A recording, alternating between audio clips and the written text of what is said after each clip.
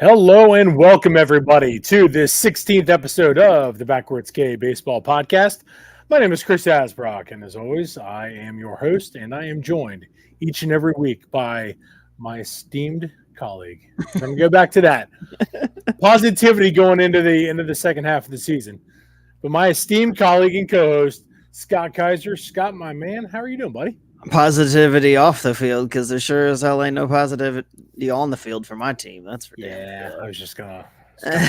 I was being nice on that one, but What a rough week off. Good God, I thought the All-Star break was to recharge and get healthy, but not so much. no, it's been pretty rough for you, but yeah, we have a pretty low key episode this week. Not much, basically, with we're dealing with the first series completed after the All-Star game last week. So yeah, pretty low key. Really, other than that, it's been outside of the All-Star game. It was kind of a low key week. We had the draft, home run derby, the Young Stars game, and then we had one series that started Thursday or Friday, depending on what team you were. Other than that, that was it. So let's get into it now. All-Star game. We saw the American League once again knock off the National League 5-3. I know. Yeah, blame Hunter Green. Blame Hunter Green. No, I'm just kidding. But yeah, I mean, overall, again, it's the All-Star game is one of the premier events. I mean, it's in terms of All-Star games, it's the most genuine game that you're going to see in terms of All-Star games as well. But it's always going to be fun. I love seeing the guys, the All-Stars take on the All-Stars. It's usually good quality baseball for the most part. And that's what we saw really in the first inning with Paul Skeens, my boy, starting for the National League. And we got those nice matchups right off the start. But overall, Scott, in terms of the All-Star game, again, we see that, like I said, the American League once again win. What were your thoughts, just kind of what we witnessed on Tuesday night?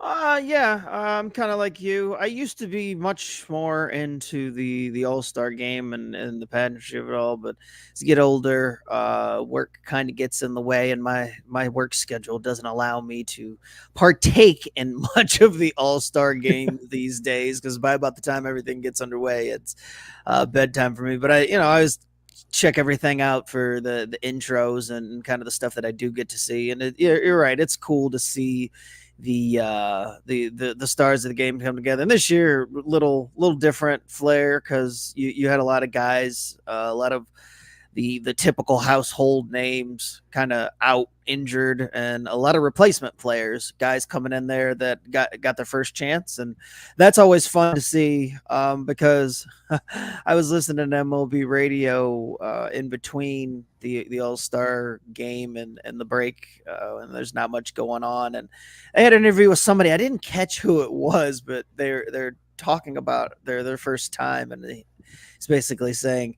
yeah, the first time was fun. It's cool. It's great to be a part of. That's one of those things you want to do as a kid and check that box and everything. But because there's so many things now surrounding the game, it's not just like the game anymore. And it used to be kind of like optional. Like you didn't necessarily have all of both teams at the home run derby and all this stuff. Like now all of these events and everything that goes on surrounding the weekend, all of the players are required to be there, required to make an appearance, show their face, be part of the event. And so I can imagine how taxing it would be. And whoever it was saying they were glad that they got the extra day off this year, but they would be much happier to going forward in their career to just have the time off and break, because between everything that they had to do for the game itself and everything surrounding the game on the outside,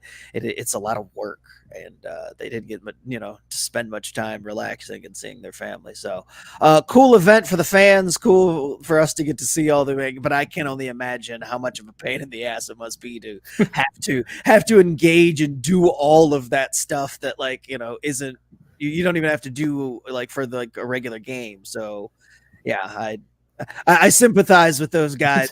I was gonna say for To us take a common break. folk, yeah, for us common folk, it's like going on vacation and coming back and be like, it's not even worth it. You Right, don't even yeah. Yeah, I need a you get vacation the from my vacation. exactly. Yeah, that's so true. But I mean, again, like I said, it's something.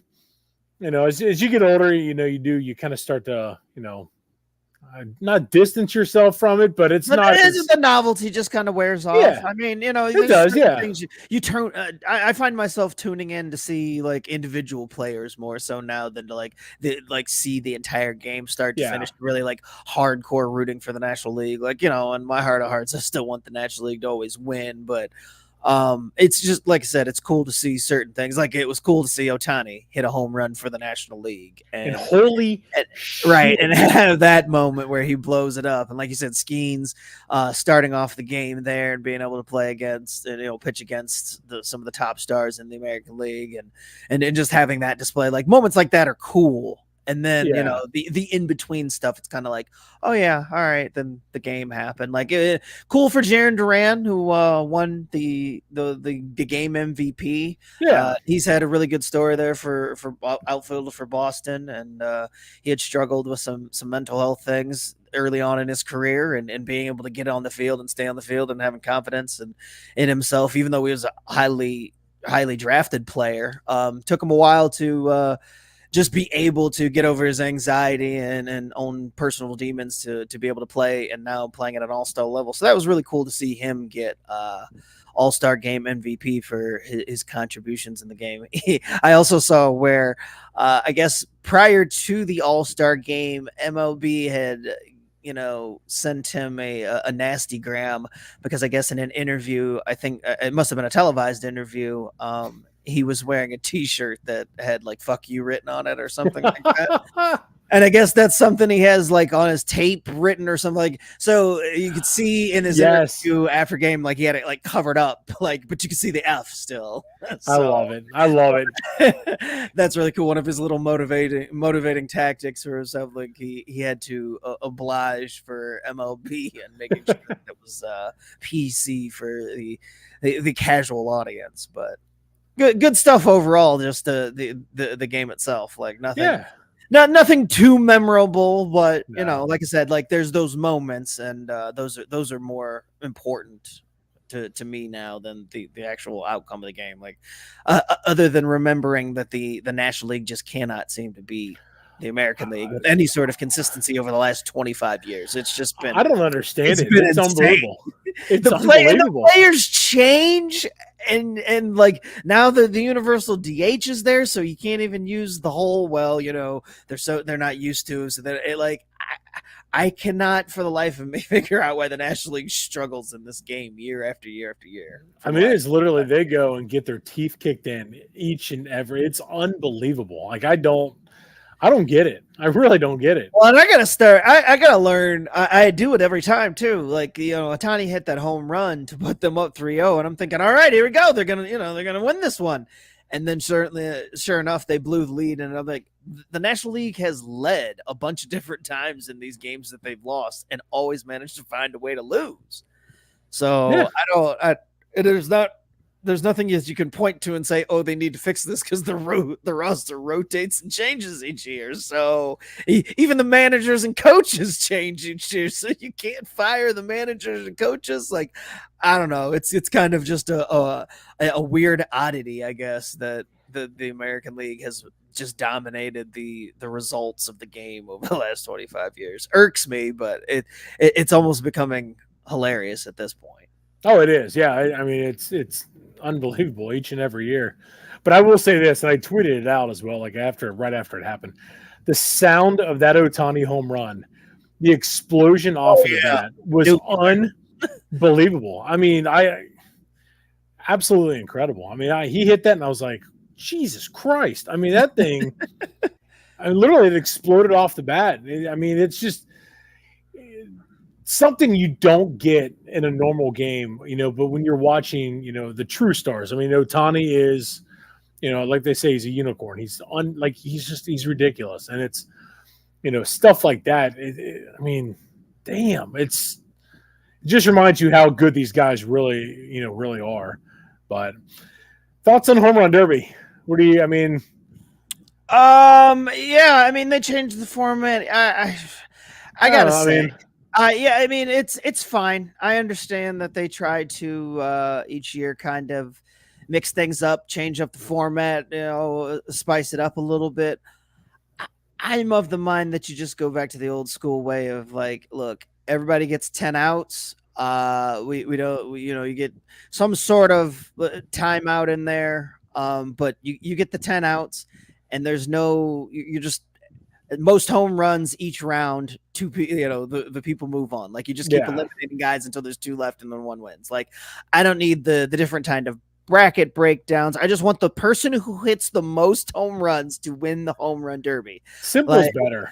right, yeah, like and so Yeah, if you simplify it to where you just throw everybody in the same pool, and like I said, you just keep eliminating everybody. You start with 8 guys and you just keep eliminating 2 each way, but it's accumulating. So it's like I don't want guys to get penalized for hitting a bunch in the first round and then slowing down because they tire out or whatever. Like I'm here to see it's called a home run derby.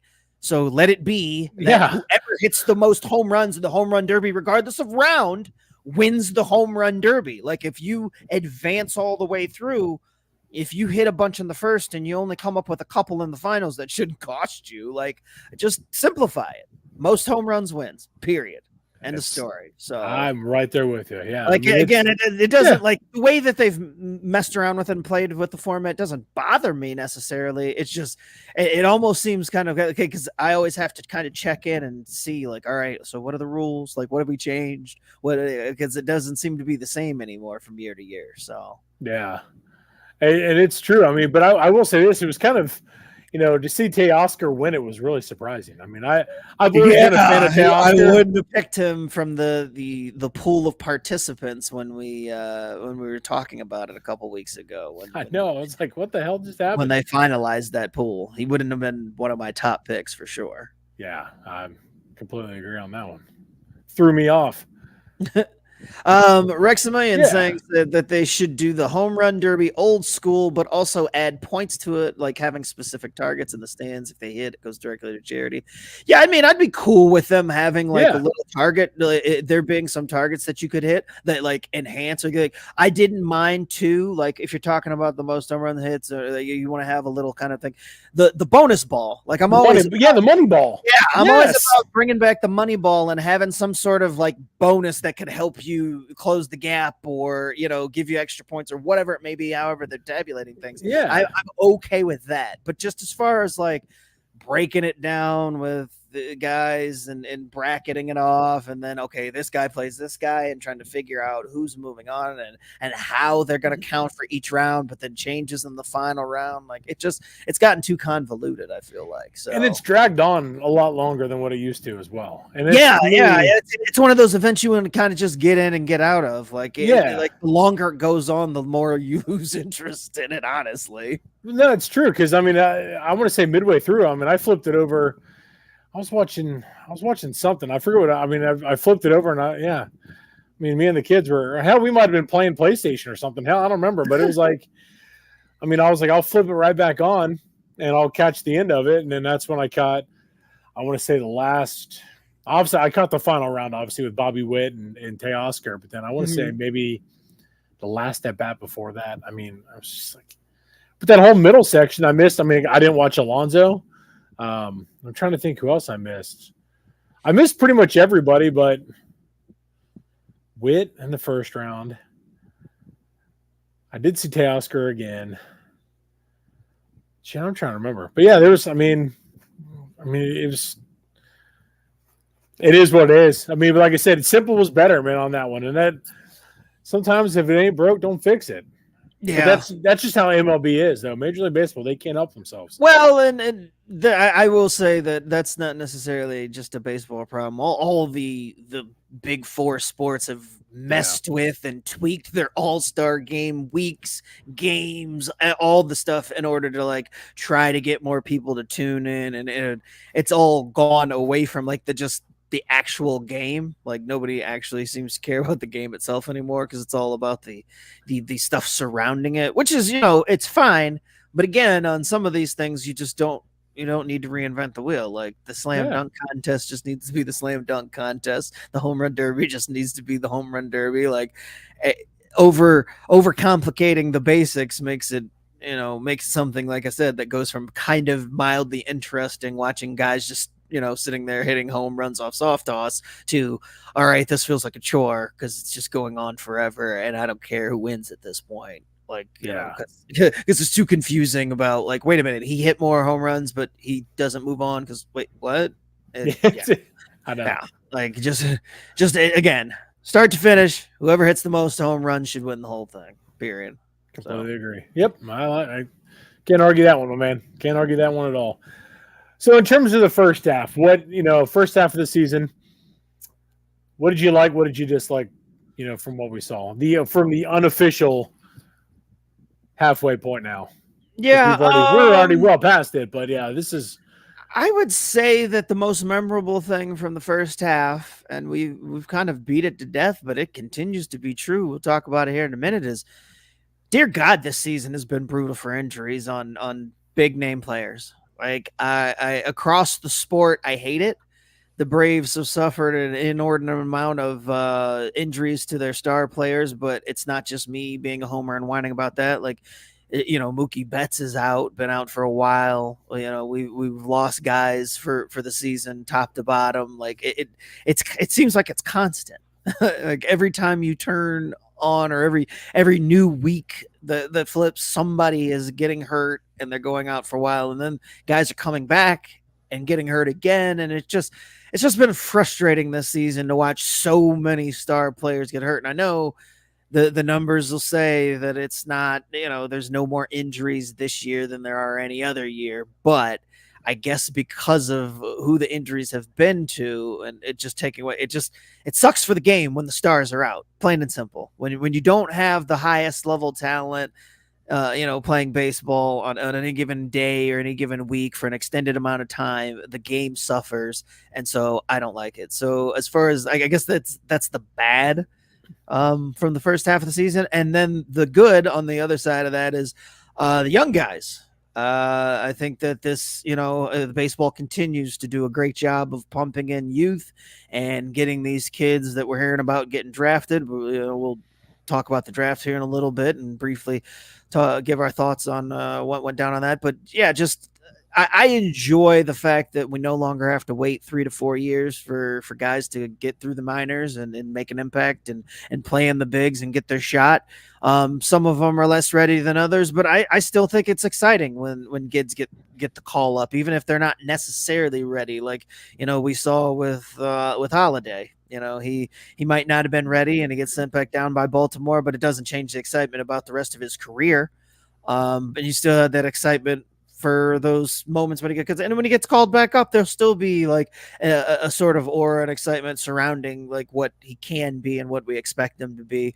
But I think the game's in a really good place with young guys, and some of the youngest players in the game are stars now. You mentioned Bobby Witt and Gunnar Henderson. These guys are top level guys at their position, and that's very good for the game to have the brightest stars be some of the youngest players. So yeah, injuries are big thumbs down for me for all the stars, but the nice part of the other side of the coin is that the youngest players in the game are becoming some of the brightest stars. So the future looks pretty good overall. What about you? What are your thoughts on the first half and good and bad? The legit exact same thing you had.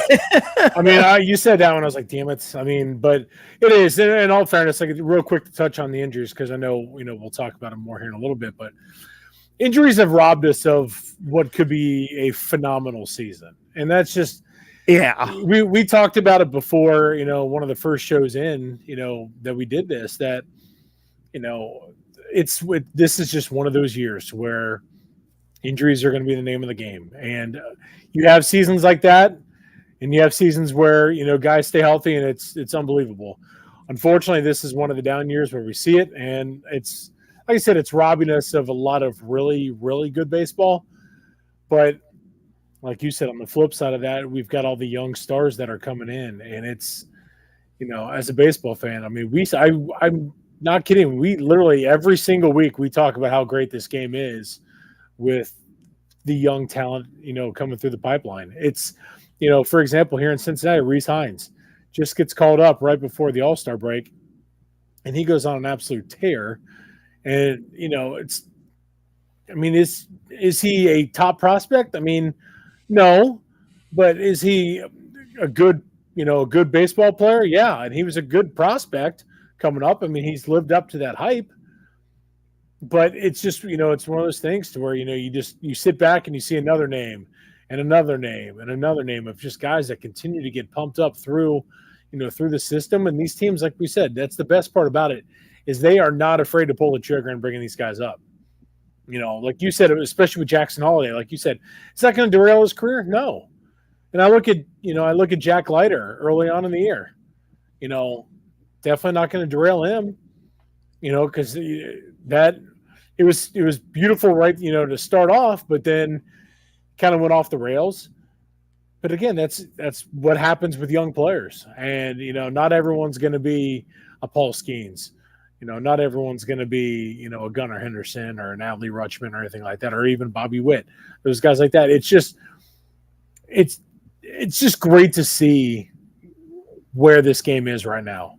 And, you sprinkle them in with the solid veterans, such as the Mookie Betts, the Bryce Harpers, the Shoheis, guys like that. It's, the mixing of the talent from top to bottom is what makes this game so great. And again, for as much as as we've been robbed from the injuries, we're still getting, we're getting to pump back up with, with the young talent, flying through the system. So, well, and I want to give Rex some flowers here for a minute, because I know he's a Guardians fan and tunes in all the time, and we appreciate that. But the Guardians have been, I think, probably the most impressive team to me. Yes. For the season on the whole. And you talk about younger guys coming in and some of these more household names, but I swear to God, every week the Guardians have another guy that came out of nowhere that you're just like, wait a minute, who's this guy? And he's producing. They had Fry, who made the All-Star team.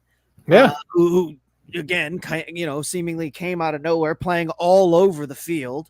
This kid Martinez that they just brought up, Angel Martinez, just before the All-Star game, he was hitting, and he looks pretty nice. Like they have just found offense, and I know the joke has been the last couple of years that if they've been just starving for offense and would take it from anywhere. Well, they found a way this year to get offense from the strangest places, and they keep just churning these guys out. And it's almost like a turn and burn thing, because it's like as soon as you're like, okay, well, Fry's kind of fizzled out, like, oh, they're going to slow down on offense. Well, then here comes somebody else, and they plug them in, and they're doing the same kind of role, and I like it, because it's the guys aren't limited to one position. Fry is playing catcher, first base, right field. He's playing all over the diamond. Same with Martinez. He's a shortstop by nature, but they haven't played in the outfield. So they're turning these guys into everyday players who might otherwise platoon or only be able to play in one spot, and they're getting results. And they're running away with the Central quietly, because again, they don't have household names, and I know Ramirez is doing his thing, and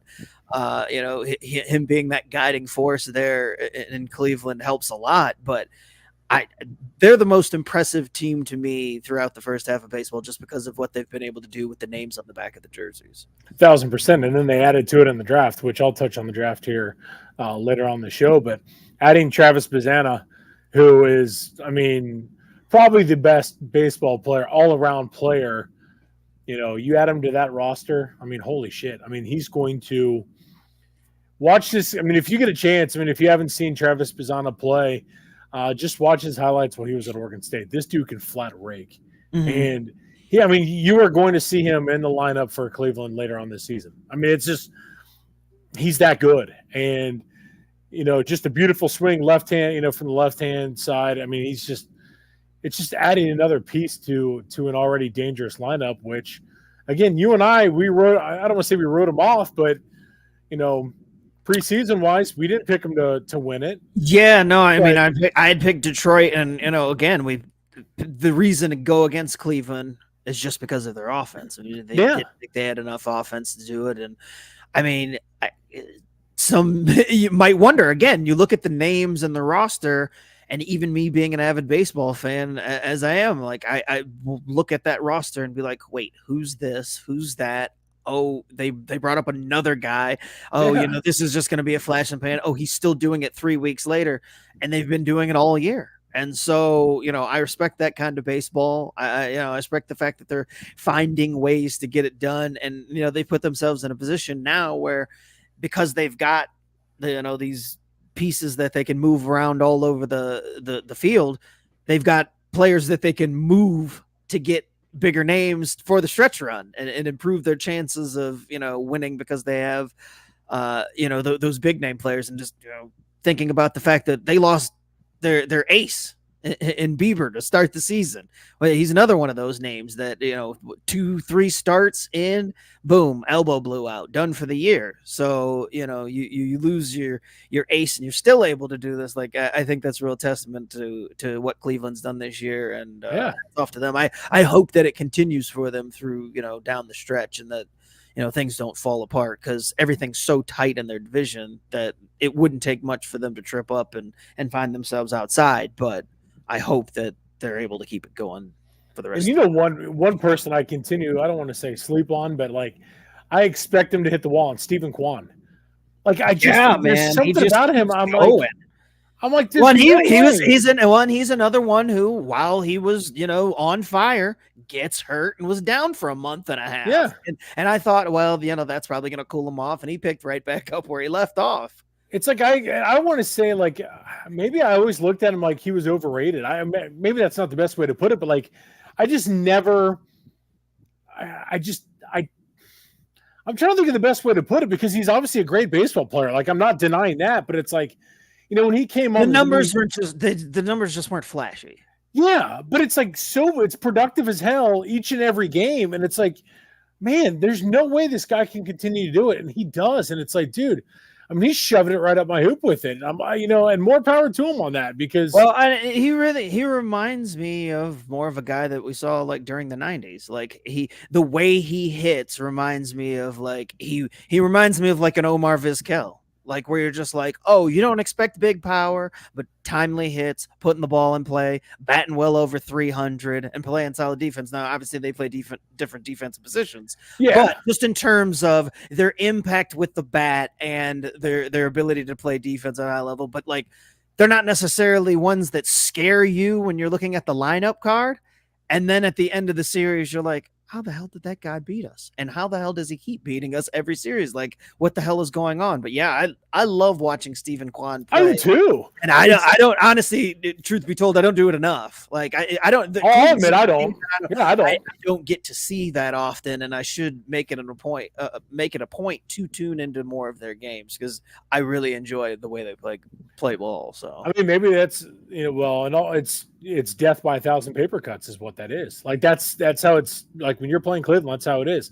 Yeah, and maybe yeah. Well, the other stat that they strike out the least amount of anybody in baseball. That's another stat I love. Like, they're the hardest team in baseball to strike out. So they just freaking hit, man. And again, that's on me as a baseball fan. I don't watch them. Like, I just don't. There's other games I'm going to watch, and that's on me. And I take full blame because I sound like a dumbass when I'm sitting here talking about, Stephen Kwan, I think he's overrated. I never, I shouldn't say he's overrated, but like, right. That's just how it's always kind of in my mind. But like, he doesn't come to mind as a superstar, or a fearful player. You're just like, oh yeah, Stephen Kwan, he's a nice little player. Like, but it's like freaking top to bottom, that lineup. They just, I mean, dude, damn, each and every game they come at you.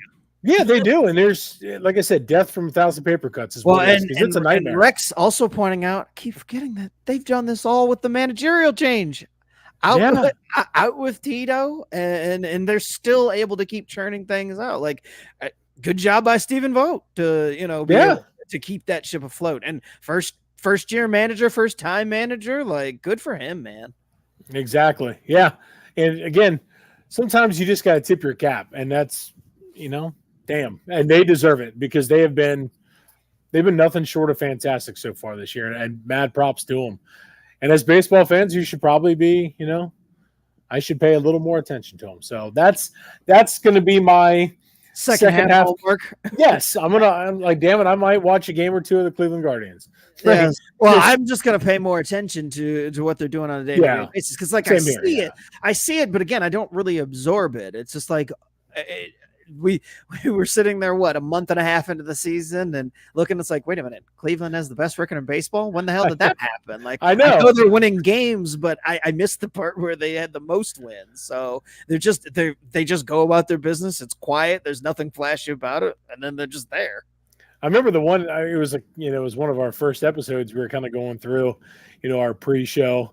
We're just talking, right? We talked about that. We're like, what the hell is happening here in the Central? Cleveland's got 2 losses. They're 21-2. It seemed like, and it's just like, man, what the hell's happening? And that's Well, you kind of touched on it there, but do you want to give your thoughts on the draft? That's more of your baby. Yeah.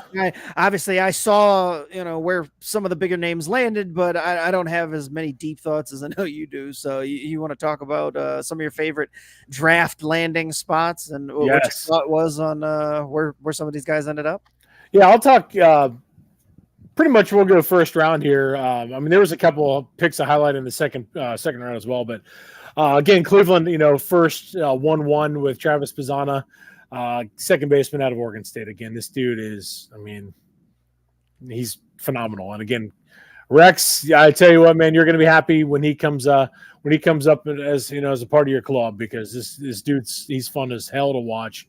Much deserved. That was a pick where they kind of went under slot to where they could have used the bonus money to apply it, in other areas, down, in the draft as well. But the Reds, second overall, take Chase Burns, right-handed pitcher out of Wake Forest. Not gonna lie, I wasn't a fan of the pick. I was tickled shitless because I thought Jack Caglione was going to be a Red, or Charlie Condon. Reds have been craving the right-handed power bat, and Condon was right there. And what did they do? They passed up and went to the power arm of Chase Burns. Now, again, Chase Burns is one hell of a pitcher. This is not a bad pick. I just like other ones better. But Chase Burns, a lot of comparisons to Paul Skeens. He's good. He's a power righty. Touches every bit 100. He's got a pretty solid pitch arsenal as well. Again, their dreams are to have them with, you're going to match him up with his teammate Rhett Lauder, and and Hunter Green and Nick Lodolo and Andrew Rabbit. Those guys, that's their mentality on it. If Lauder and Burns pan out, then you've got yourself one hell of a starting 5. If not, then it's going to be second guessing from here on out. Burns is not going to be the ace of your staff, at least in my opinion. I think he's a good solid 2 or 3. That's why I would have gone elsewhere on that one. They've got the Reds do have plenty of pitching in the in the minors. Hopefully those guys will pan out as well. But the pick I really do like, one of them. Charlie Condon, the Golden Spikes Award winner, goes to Colorado. This dude's going to hit balls, all the way to Wyoming. Charlie Condon can absolutely mash anyway, and you put him out in Coors Field, my God, this dude's going to rake. And this was a great pick, a phenomenal pickup by Colorado. It was a no-doubter. In the mock draft I did with the college guys, I had him going with Hagen Smith. Hagen Smith ended up going 5th. So there was a couple surprises, in the first round. Nick Kurtz, the first baseman out of Wake Forest, went 4th overall to Oakland. With Jack Caglione sitting there, that's one that I, kind of stunned by. Hagen Smith, I get going to Chicago. It's a left-handed pitcher. He struck out 17 to one of his first starts of the year against Oregon State early on, and 3 times he struck out Travis Pisana. So Hagen Smith, the lefty, like I said, out of Arkansas, phenomenal pitcher. He's going to do really good things with Chicago. The pick I liked the most probably was Jack Caglione going to Kansas City at 6. This was an absolute no-doubter. This dude's going to be – he's a two-way player. Apparently, Kansas City is going to let him stick with that. To me, you can go either or. Jackie Cags he can mash as well. He was the Sunday starter for him for Florida. He tired out towards the end of the season, so his velocity numbers did drop. But again, overall, this is a great pickup by Kansas City, and Cags is going to be one you're going to see coming up throughout the I'd say definitely as early as this year you could see Cags in the bigs. At number 7, J.J. Weatherholt, the shortstop out of West Virginia, going to St. Louis. This is a typical St. Louis Cardinals pick. Weatherholt might be the best. He's got probably the best pure swing in the draft. Kids, he can hit. He can hit. The question is in terms of where they're going to play him. Second base, shortstop, who knows?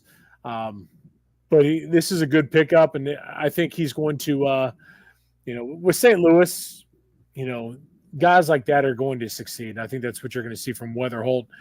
And then it kind of wrapped up with Christian Moore, the second baseman from Tennessee, going 8th overall. So the first 8 picks in the draft were all from college. So, it just shows, again, we've talked about it before on the show, that these college players, they're more and more developed now and more ready to get into the big leagues. And that's what, teams are starting to agree.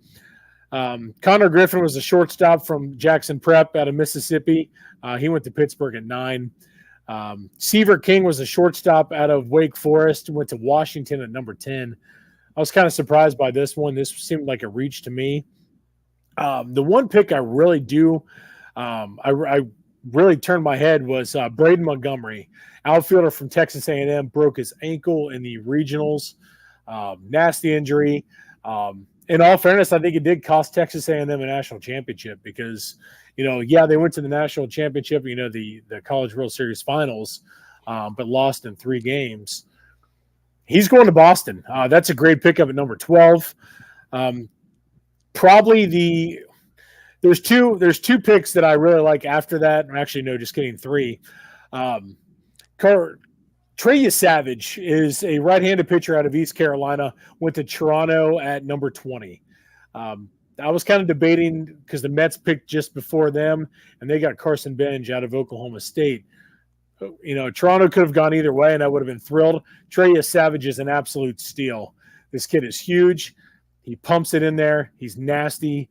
He's going to really help out the Toronto Blue Jays moving forward, and I think this is a move. And we'll talk about the Blue Jays coming up here, especially in terms of the trade deadline coming up. But, word's coming out that they're not be doing a full rebuild, but, they're going to push to win in 25. Guys like Trey Savage are going to help you out. He's going to be a phenomenal pickup for Toronto at number 20. And then just 2 picks later, the Baltimore Orioles, the rich get richer. Vance Honeycutt, outfielder of North Carolina. This kid's a freak. He's an absolute stud, probably the best defender in the country. He's disgusting. And, now you add him to that Baltimore organization where they just seemingly just crap out phenomenal players. This is another one. And you're going to see him make some noise in the big leagues as well. If they can get his hit tool, if they can sharpen that up a little bit, then they're going to really take off with him. Or I'll rephrase that. He's going to really take off with them. It's probably the best way to put it. Vance Honeycutt, I absolutely love. And the one pick, Scott, I told you, man, as soon as they made the pick, Cam Anitti, a left-handed pitcher from Saguaro High School out of Arizona, going to your Atlanta Braves at number 24. Dude, you're going to like this kid. He's a good one. Man, you should be excited. I mean, I'm always excited when I read the post-draft, reports on the guys that we get, but I'm more excited when you get excited about the picks for me. So that's how I know we got a good one, or at least somebody that I should be, looking out for. So I'm excited that he hopefully moves up through the system pretty quickly, because the way things are going right now for the Braves as far as injuries go and on the pitching front, gonna need his help sooner rather than later. Oh yeah, and he's I want to say he's only 17, I think. So I mean, he's still a few years away. Yeah, but he's going to move through, and he's going to be a really solid addition for you guys. He's the cousin of Ken Caminiti, the phenomenal, stud third baseman. Yes, for the Padres. He actually finished. One of his last teams was the Braves. I can't remember if he signed somewhere else after he left, but he played one of his final years in Atlanta. Yeah. During our rebuilding years at the end of his career and the end of our dynasty, the first part. So yeah, I mean, it's to have that that little family connection. There you go. But yeah, he's going to be really good for you. Just a couple other picks here real quick to wrap it up. Oh, go for it. Blake Burke, first baseman from Tennessee, is going to the Brewers at 34. This dude can hit, and you just add him into that Brewers organization. Good on them. It's again, that's another rich get richer type situation. Colorado with a good pick at 38. Now, obviously, we know, you can't sign pitchers to come to Colorado, so you got to draft them. And they did one in this case with Brody Brecht. He's a right-handed pitcher out of Iowa. A lot of hype coming in for him. I did see coming into the season, talk of him being 1-1. He did not have the season that everyone expected with Iowa. This kid's good, and it's going to be a nice solid addition for Colorado if he can pan out. Then they've got themselves a good one. But do you think, real quick, before you go any further on that, do you think that kids are sitting there like, yeah, you're about to live your lifetime dream out and you're waiting for your name to get called? Do you think any pitchers are actively sitting there like, fuck, like, just anywhere but Colorado, man? Like son of a bitch. Just don't call my name. Yes, I mean, yay, I got drafted by Colorado. Man, I really hope I get traded at the deadline, like, soon. Yeah, it's like, oh damn, this is where my career goes to die. I know, exactly. But teams like that, like I said, you have to. I was trying to see if they had made another pick. I didn't highlight it. Maybe I missed it in the second round. But yeah, and that's why in my mock draft I did, I said Hagen Smith was another pitcher they should have taken. I mean, obviously I didn't expect Charlie Condon to be there, but again, you've got to draft guys to bring there, and that's what they did. They brought in some guys. It's just a matter of them, panning out, as they make it to the big leagues. But that's a good one. Caleb Lomavita, a catcher from UC Berkeley. He's going to help out the Nationals. He's a solid pick. He was 39th overall. Tommy Tanks going to the A's, third baseman, LSU.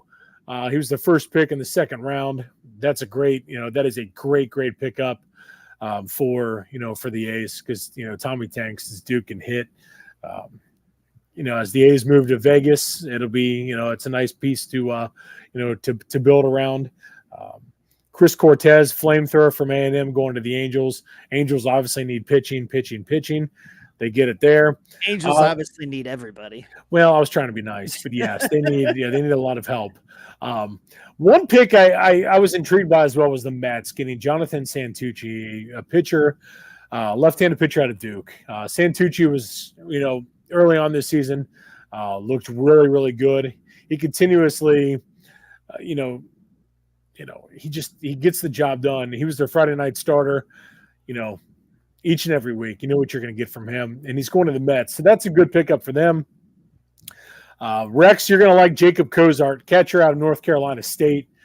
He's another one that's going to help out. He had a solid season with NC State, the Wolfpack, as they were pushing for another trip to Omaha. Cozart's he's good, and it's another great pick by them after building off of the first pick overall with Pizzana. Now you add Jacob Cozart to to that roster as well. Billy Amick to the Twins at 60, third baseman from Tennessee. That's another depth piece for them. Dylan Dreiling, this is another outfielder from Tennessee as well. Goes to the Rangers at 65. This is another, another Carter Langford type situation. I think he's going to really help them out in the outfield. Is he going to be up there early? Probably not, but it's another great piece for for the Rangers to take. And I do see a couple of the comments. I'll get on that here real quick.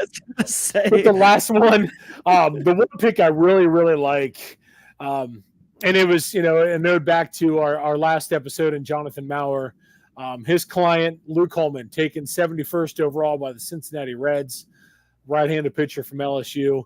This is a pick I really like. A solid Friday night starter for LSU. Not a flamethrower like Paul Skeens, but the guy knows how to pitch. And that's going to really help out, the Reds, in terms of however they decide to use him, whether he's a lower starter for him or if they choose to use him out of the pen. Phenomenal pick by the Reds organization by getting Luke Coleman from LSU. So, Scott, you want to touch on those comments there? We'll get into it. Well, Mike chiming in reference to me saying that Colorado or pitchers were dreading getting drafted by Colorado. He says he would take the different approach, that if he was a pitcher drafted by Colorado, he would be all about it because of the low expectations, baby, which is that's a good point too. I mean, that is true. Again, you are you're so thrilled to be drafted. And I'm sure that there's some sort of mentality for most of these guys too, are like, well, I'm going to be the first person that succeeds, or I'm going to be the reason why, they don't worry about pitching in Colorado anymore. Ego aside, but I'm sure that there's a little tiny part of them that has heard enough of the horror story that is Colorado and the way that pitching just goes there. Even drafted pitchers go there and just have their careers fall apart.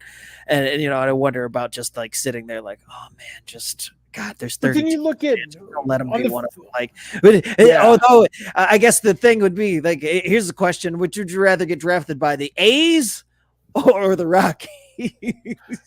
Colorado, just because I like Colorado have a lot more. Well, I mean, both organizations are a shit show. So I was just gonna say, I would rather go to the one that currently has a home. That isn't going to be playing at a college or a minor league baseball stadium next year. And Coors Field's gorgeous, so yeah. I might give a bunch of dingers there, but it's a really nice park to do it at. Hey, it's going to be pretty as you turn around and watch them fly out of the ballpark. I mean, hey, it's Mike also saying that the kids of the players he watched growing up getting drafted messed him up.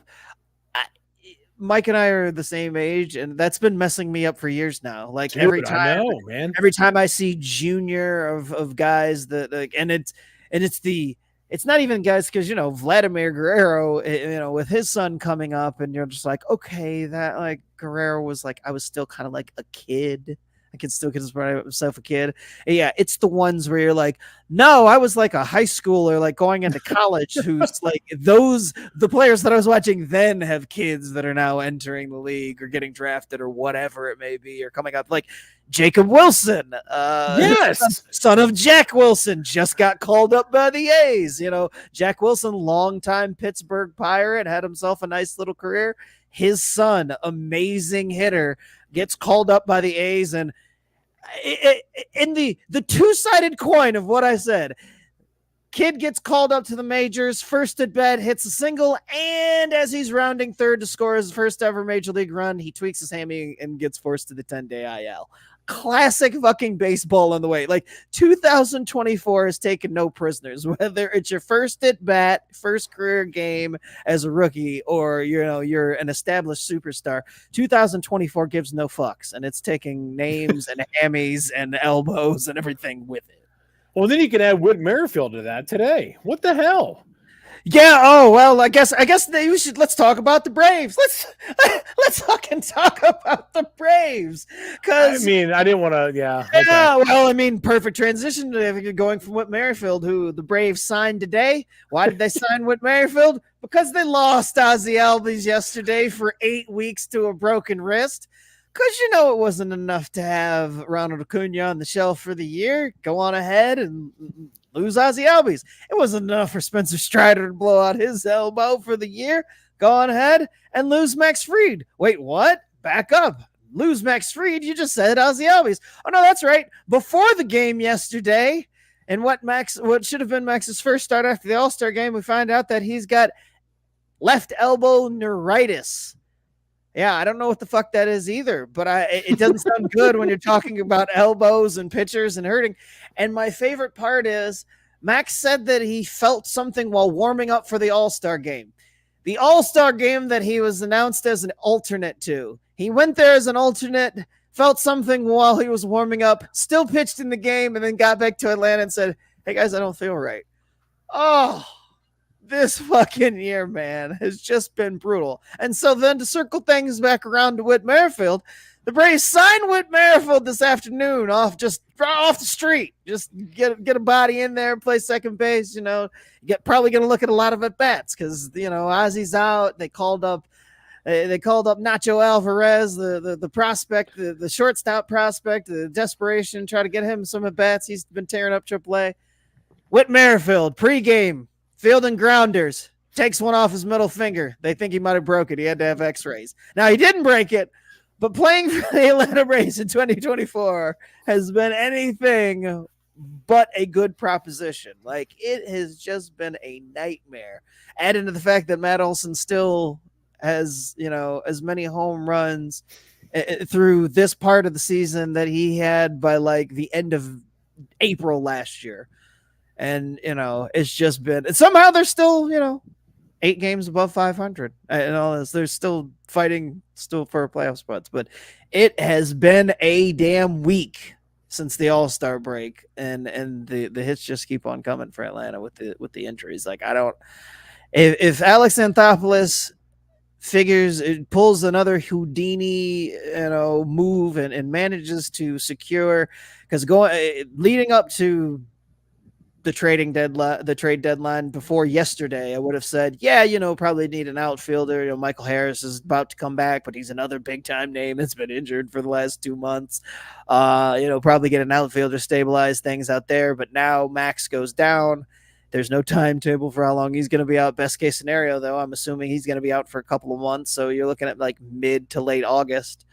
Not a couple of months. I'd put him in September, but at least a month. Like, best case scenario, he's probably gone for like a month. So late August, hopefully back in enough time to get ready for the playoffs if he's not done for the year, but just brutal. So Alex Anthopoulos has his work cut out for him over the next week before this trade deadline.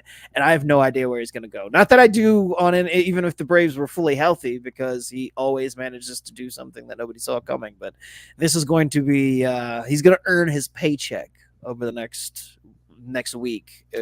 Trade is he ever?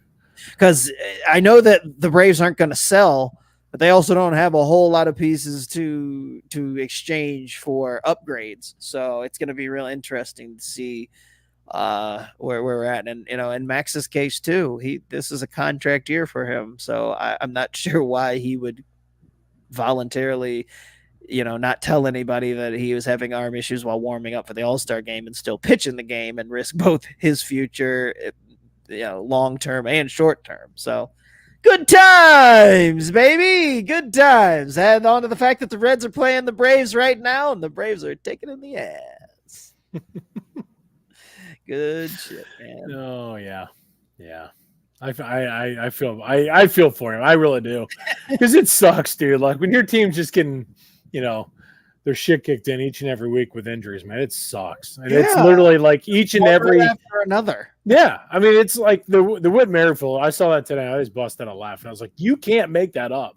That's what I texted my buddy. I said, you can't make this up. A guy signs off the street and nearly breaks his finger during warm-ups. Doesn't even get in the first game and is day to day with a foam finger. It's crazy times, man. Well, I do want to address Rex had a question. How long do you think it'll take for most of these draft picks to get called up? I think for the position players, you could see them as early as September. I think that's a realistic expectation for some of these guys, like Condon for Bazana as well. Some of these guys, I legit think that's a realistic expectation. If not next year, because usually depending on how much wear and tear these guys have, throughout the college season, and again they're not used to the full 162, so these guys still need to get acclimated to a lot of that. A lot easier for the position players compared to obviously the pitchers. So, depending on the pitchers with the innings limits and everything like that, you might see one or two of them come up, maybe. Don't count on it. I would expect that's going to be something you'll see maybe as early as next year. But position players, like I said, I would not be shocked September. That's a realistic thought for a couple of them, especially a couple of the big name guys, like I said I had mentioned previously. But yeah, Rex, I saw that and I figured I'd address that. But yeah, I mean, especially for, like I said, for you guys with Cleveland and Travis Bazzana, man, he's one you're going to expect here pretty soon, and you'll be excited. So enjoy. But other than that, looking ahead to the second half, is there anything, because we got the trade deadline coming up here. Yeah, man. We talked about kind of how we expect things to go in the next week, but I don't know really what to expect from the standpoint of we still don't really know who's going to be buyers and sellers, and these guys are still kind of making decisions. So, oh man, oh cool. I was wondering if that came through, but yes, Mike pointing out that my son Jordan is getting yelled at in the background, because I turned around and I was like, wow, that was loud getting yelled at, but I'm like, there's no way that the mic picked that up. It did. I guess I was wrong. I saw it and I was like, oh man, he did catch it. I like it. I saw you look down at something and laugh, and I'm like, oh, somebody must have put something. I was not expecting that, but yes, Jordan. But yeah, not knowing who's going to be buyers and sellers makes it tough. I know you, like I, have heard all the ridiculous rumors. I still don't understand the conversation surrounding the Tigers potentially trading Skubal. That would definitely be the biggest prize of this trade deadline, I would think.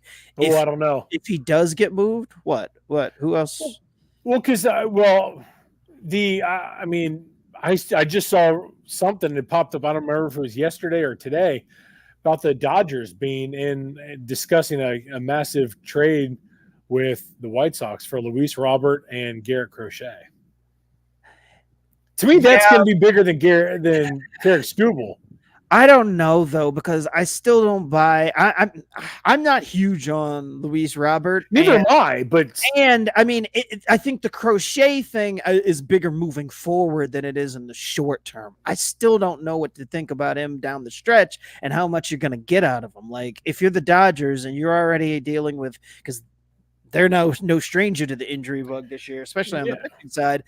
I don't know how much you can depend on Crochet, despite what he says and how good he feels. The facts are the facts. He's not thrown that many innings, so I don't know. Like, impactful, yeah, but I just think if you're talking about a Skubal and the Orioles get him and put him at the top of that rotation, I don't know, man. I feel like in just a single player, I feel like Skubal yes. I'll give you the most impact potentially of any trade chip at the deadline. Like, if he gets moved, whoever acquires him becomes a heavy favorite, I feel like. So, while that would be a nice trade for the Dodgers, and it would kind of stabilize things for them a little bit more. Because it's a lot less pressure for those guys too. They don't have to go in there and be standouts, sure. So I think is going to ease it in. They wouldn't be, but I mean, again, it's like with the Dodgers. Every time you hear names that they're adding, you're like, all right, and then who are those names replacing? Like, Robert would be in the outfield. He's just going to knock off one of the other guys that they've kind of had. Andy Pages has played pretty well. I know that they platoon Jason Hayward, and it's not like he wouldn't necessarily be an upgrade. It's not like he's going to ride the pine. I just don't think he's an amazing. Crochet is the bigger piece of that deal to me. Oh, and I think it's a bigger problem for me, the anti-Dodgers fan, standpoint of looking at the organization from long term. I would rather them not have Garrett Crochet for controlled for the next couple of years. Garrett Crochet next year and the year after that before he's a free agent is a bigger problem than Garrett Crochet is down the stretch of this year. 1,000%. I'll agree. Yeah, but I think too, in terms of Luis Robert, I think a change of scenery is going to be perfect for him. I mean, it just may seems be. like, I mean, he may go somewhere and it just clicks, or he's just one of Yeah. those guys at least that changes teams, gets rejuvenated, and down the stretch is just a menace just because he switched teams, and then yeah, from there, whatever. But I mean, if he helps the Dodgers do what they're trying to do, then I guess it'll be the biggest impact of any of the trades, regardless of what happens to Scooble. but in terms of single players, I'll give you the Scooble one. That's I will hands down. And I also feel like that too, from the standpoint of a week or so ago, his name wasn't even a thought, and then the trade, and then the All-Star game started, and that name came up, and I said, "Wait, what? Why?" I kind of understand just based on the timeline of where Detroit is and where they think they might be, and by the time they're good, is he still going to be good, or is he going to be there? Is he left in free agency? What the hell ever? But I still don't understand trading him. Like they definitely would have to get a haul. Like you trade School without getting a big, and some of the names and packages that I was hearing, I mean, assuming that he went to Baltimore, it's like they've got the biggest name pieces. Talking about trade chips, and any of the package of guys that I've heard from Baltimore would be the only way if I was Detroit that I'd be doing, where you're getting like potentially multiple everyday position players out of it, or 2 everyday position players out of it at minimum. So yeah, and that's the quickest way to, not. I mean, they're not rebuilding, but it accelerates that. It accelerates their window for where they feel like actually competing, because Detroit's kind of like they're in the middle of the rebuild. In the middle, yeah. They're kind of like towards the end of it, but not quite. They're in a weird spot. I was just going to say they're in a very weird spot. They've got players that are kind of aging out of where the window should be if they were like really competing, and then guys that are like just starting that window. So like they're in this hybrid, like could compete now, but would it be at the lowest levels, but should really still be like planning for more like a 2 to 3 year push before they're really like in contention, assuming all things go right. I would say that they're like a year or 2 away from Detroit being like a legitimate threat in the Central. Yeah. And not just, they might just win it because they're plucky upstarts and if things break right. Well, exactly. And that's the thing. It's like, for them, it might be the out with the old, in with the new will help accelerate that. But as these guys just age out, and just signing guys, it's not going to be worth it. For something like that, you have to deal a Scooble to get, for example, like you said, to Baltimore to bring in guys that are everyday position players. That's how you're gonna quickly, Well, they also need to not sign stupid deals like what's his name for the shortstop. Javier Baez. Yeah, like I freaking hate that dude. Right, not signing Javier Baez to a 7-year, $200+ million deal when you're at the beginning of the rebuild. Like that's probably not a decision that you should make going forward too. So because here's the thing, like Texas did the same thing. But Texas also... Yeah, but Texas did it with a foundational all-star, like... Well, I was going to say, but they did it multiple times. Yeah, well, and not just once, and that's it. Right. Corey just did it with Baez, and that was it. Corey Seager didn't have a bunch of red flags like guys did. That plain and simple. And then you bring in a Marcus Semien on top of that as well. Dude, I mean, that's they spent a ton of money. And, well, it got them a World Series championship, so it shows that it does work. But it was the moves that they made were very smart. Like I said, not just the Javi Baez, 7 years, $200 million or whatever, and then that's it. If you're going to do that, you better have the foundational pieces with it to where you can move forward. They didn't, and that was what was so weird about that deal.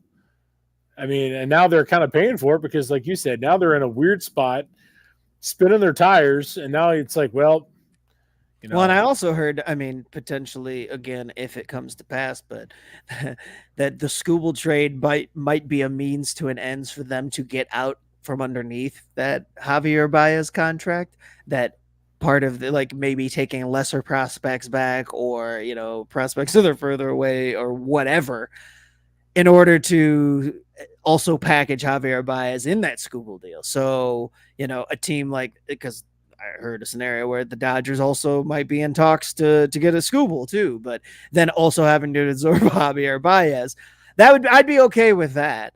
Like, I feel like that could blow up in their face later. I was just gonna say that's the only reason you want that to happen. And I love Scooble, and I think he'd have the most impact. So it would suck to have him go to the Dodgers and potentially have them run down the stretch and just wiping folks out. But if they have to eat the Javier Baez contract or figure out how to navigate that, or even if they just have to straight up release him and still pay him, I know it won't necessarily hurt them because they're sitting there printing money with the Ohtani contract and all that other stuff, but it would just be funny for them to have to do. Like, God, I hate Javier Baez. Oh, yeah, you're not alone. I can't. I have quite a few friends that are Tigers fans. They cannot stand Javier Baez. I despise him. I do. God. Oh yeah. So to see him fall flat on his face was it's very rewarding. So. But yeah, I mean, I think those are the biggest talking points for the trade deadline is Scooble and what I guess who is actually going to decide to sell, because I have a feeling we're going to see some deals happen from some teams here in the next 48 to 36 hours from teams that were unexpected. Like, we're like, oh yeah, they're like on the verge of still competing, or they're still in the conversation, and they're maybe even considered sellers.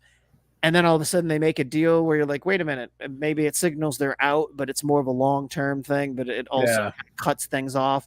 So like Pittsburgh, I see Pittsburgh kind of being in that weird, like could maybe, get another piece and see where the things get taken, but they're probably better off like seeing if they got anything they can get something for. And make that push in the offseason, re-sign it, or going to sign a guy or doing something like that rather than doing it now. But, I mean, they could shock and also go pull in, because I've heard, something like a Taylor Ward would be something that they might be interested, where it's not a huge name, but just more offense in Pittsburgh where they struggle to get it. So, and that would signal that they're at least not selling. So they're thinking more competing right now rather than just the future, but it also would be a future thing. So I don't know. It'll be interesting. I'm excited to get it going and start seeing the dominoes fall. Cause like I said, within the next 48 to 36 hours, we should start getting the first deals made that'll then set things in motion for the leading up to the deadline. So. Well, yeah, and it seems like now Toronto are ones that there was a lot of talk with what they were going to do.